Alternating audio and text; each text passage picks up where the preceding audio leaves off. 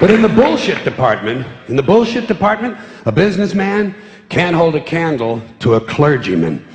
Because I got to tell you the truth, folks. I got to tell you the truth. When it comes to bullshit, big time, major league bullshit, you have to stand in awe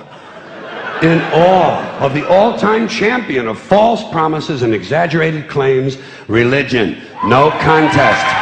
No contest. Religion easily has the greatest bullshit story ever told.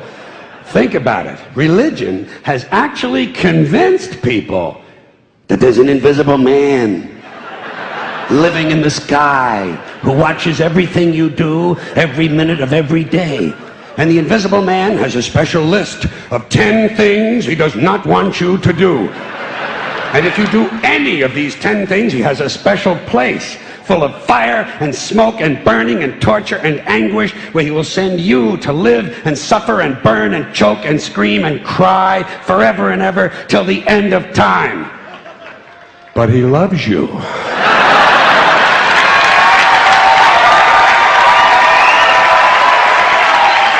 He loves you.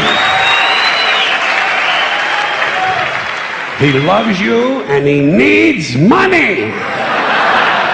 He always needs money. He's all powerful, all perfect, all knowing, and all wise. Somehow, just can't handle money. Religion takes in billions of dollars. They pay no taxes, and they always need a little more. Now, you talk about a good bullshit story.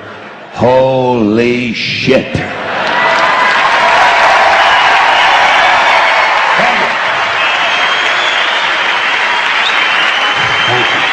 But, thank you very much.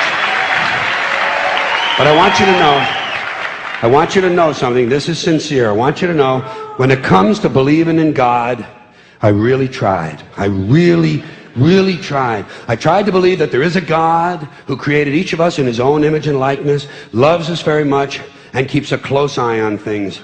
I really tried to believe that, but I gotta tell you, the longer you live, the more you look around, the more you realize something is fucked up.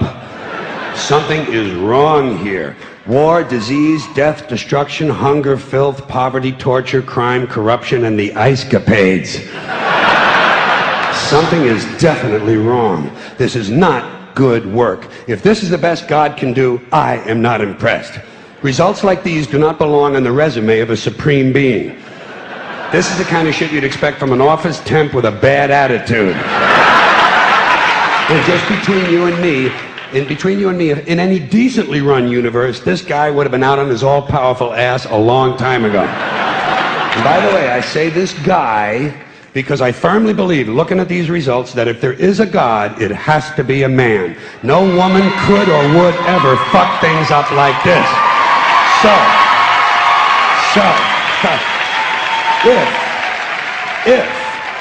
If there is a God, if there is, I think most reasonable people might agree that he's at least incompetent and maybe, just maybe, doesn't give a shit. Doesn't give a shit, which I admire in a person and which would explain a lot of these bad results. So rather than be just another mindless religious robot, mindlessly and aimlessly and blindly believing that all of this is in the hands of some spooky, incompetent father figure who doesn't give a shit, I decided to look around for something else to worship, something I could really count on. And immediately, I thought of the sun. Happened like that. Overnight, I became a sun worshiper. Well, not overnight. You can't see the sun at night. But first thing the next morning, I became a sun worshiper. Several reasons. First of all, I can see the sun, okay? Yeah. Unlike some other gods I could mention, I can actually see the sun. I'm big on that. If I can see something, I don't know, kind of helps the credibility along, you know? So every day I can see the sun as it gives me everything I need: heat, light, food, flowers in the park, reflections on the lake, an occasional skin cancer, but hey, at least there are no crucifixions, and we're not setting people on fire simply because they don't agree with us. Sun worship is fairly simple. There's no mystery, no miracles, no pageantry. No one asks for money. There are no songs to learn. And we don't have a special building where we all gather once a week to compare clothing. And the best thing about the sun, it never tells me I'm unworthy. Doesn't tell me I'm a bad person who needs to be saved. Hasn't said an unkind word. Treats me fine. So I worship the sun. But I don't pray to the sun. Know why? I wouldn't presume on our friendship. It's not polite. I've often thought people treat God rather rudely, don't you? Asking trillions and trillions of prayers every day, asking and pleading and begging for favors. Do this, give me that, I need a new car, I want a better job. And most of this praying takes place on Sunday, his day off. It's not nice, and it's no way to treat a friend. But people do pray, and they pray for a lot of different things. You know, your sister needs an operation on her crotch. Your brother was arrested for defecating in a mall. But most of all, you'd really like to fuck that hot little redhead down at the convenience store. You know, the one with the eye patch and the club foot, huh? Can you pray for that? I think you'd have to. And I say, fine, pray for anything you want. Pray for anything. But what about the divine plan? Remember that? The divine plan. Long time ago, God made a divine plan. Gave it a lot of thought, decided it was a good plan, put it into practice. And for billions and billions of years, the divine plan has been doing just fine. Now you come along and pray for something. Well, suppose the thing you want isn't in God's divine plan. What do you want him to do? Change his plan? Just for you? Doesn't it seem a little arrogant? It's a divine plan. What's the use of being God if every rundown schmuck with a $2 prayer book can come along and fuck up your plan? And here's something else, another problem you might have. Suppose your prayers aren't answered. What do you say? Well, it's God's will. Thy will be done. Fine, but if it's God's will and he's going to do what he wants to anyway, why the fuck bother praying in the first place? Seems like a big waste of time to me. Couldn't you just skip the praying part and go right to his will? It's all very confusing.